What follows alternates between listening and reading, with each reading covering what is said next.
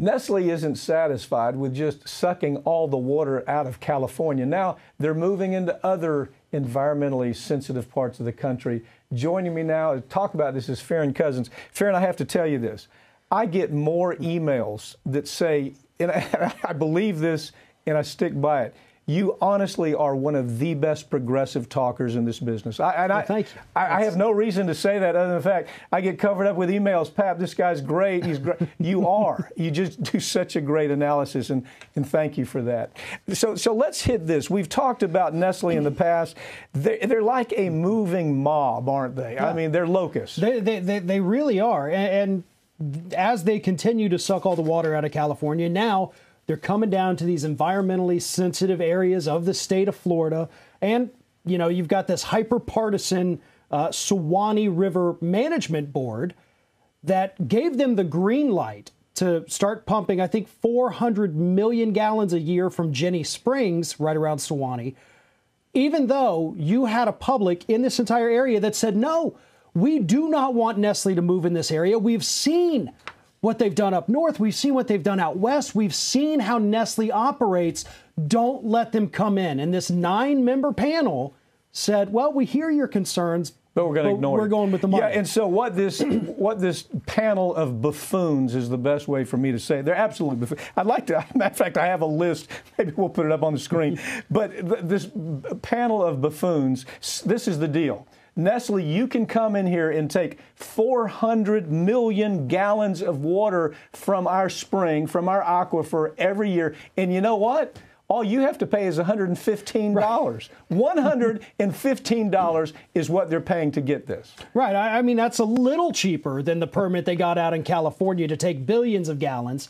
But what Nestle is going to do here, the same thing they're doing in California, you pump water out of the source, which they're going to go to the source of Jenny Springs. And they're going to argue that, look in the immediate area around Jenny Springs, you still have just as much water. And that may be true because that's what they argue in California, but it's what happens downstream. Mm-hmm. You're not starving the immediate area. You're starving the flow of the body of water, the flow of the aquifers, and you end up starving the people downstream that depend on this. So, okay, California, let's change. California has been in the worst drought that they've seen in decades. They can't do anything about it. The state is burning up. It is in embers.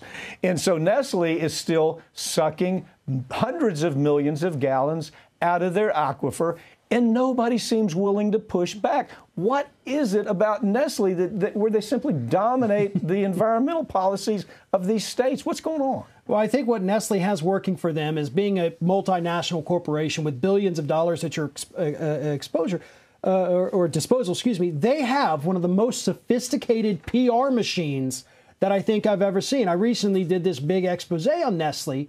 And I dig into it. I go to Nestle's website. They have, for every kind of environmental damage they've done, they have their own separate website talking about why, oh no, we're actually helping the local environment in California. They have a page dedicated to the destruction they're doing in Florida. They have it for other areas of the United States and Canada as well. Fully coordinated PR campaign for everything they do. I got an early look at the article that you wrote for the Trial Lawyer magazine. As a matter of fact, it's the cover story. Yeah. It's excellent. One thing you point out is it's not just about this. Right. Let's talk about the Nestle story. You have a list. It talks about the deforestation. I mean, there is South America. Man, if they need it, trees don't matter, environment doesn't matter, we're going to take it. The idea of melamine that they found in children's milk in China, very dangerous, but they were busted on that. Greenwashing, they figured out best greenwashing in the business. These people are excellent. This really got me. Their relationship to Robert Mugabe, called the Butcher. You want to add anything to that? This list was incredible. You know, there's so many more things I couldn't even fit into this piece, but they've basically been having indentured servants, is what they've been described as, over in Southeast Asia that go out there and they do all the fishing. They work for pennies a day. And if you don't meet your quota, you know, bad things happen to you. You die. They dump your body overboard. Nobody ever sees you again. And that's all for Nestle's Purina brand. This is for your cat food and dog food. Yeah. The fishermen are dying just to give, Frisky a couple extra more. This is that panel of geniuses. I just have to throw a few names out. Virginia Jones, Charles Keith, Richard Schwab, Virginia Sanchez, Harry Smith, Larry Sessions, William Lloyd, Larry Thompson. These are the people, these are the politicians that said, yeah, we know about your terrible history. It's all been presented to us. We've been told right off the bat what this is going to do to our aquifer, how it's going to absolutely affect our aquifer. But you know what? We're going to let you do it anyway. Right. It's absolutely disgusting what these individuals did, not just allowing the corporate locusts to come in, but completely ignoring the constituents in the area.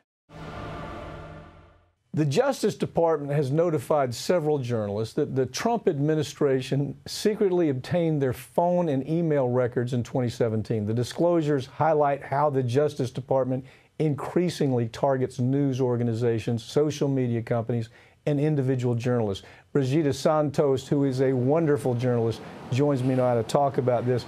Brigida, which reporters were targeted by the Department of Justice under Trump? The Justice Department has informed a CNN Pentagon correspondent, Barbara Starr, that the Justice Department secretly obtained her work and personal phone and email records in 2017, even though she personally was not the target of any investigation. 3 reporters with the Washington Post have also been notified that their work, home, or cell phone records were also seized. The DOJ secretly collected what's known as toll records, meaning information about communications made to and from the targeted phones or email accounts, including the duration, recipients, and dates.